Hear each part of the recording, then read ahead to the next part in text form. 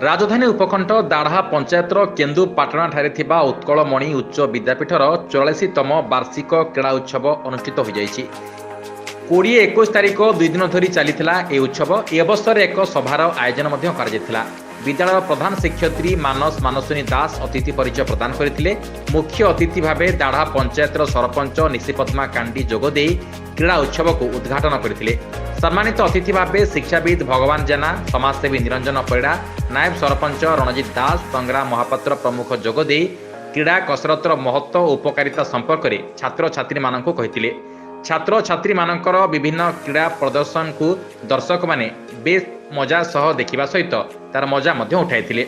एथिरे 400 रु ऊर्ध्व छात्र छात्री विभिन्न क्रीड़ा प्रतियोगिता भाग नेथिले। अन्य मानक मध्यरे रोहित राउत, जनक माझी उपस्थित थिले।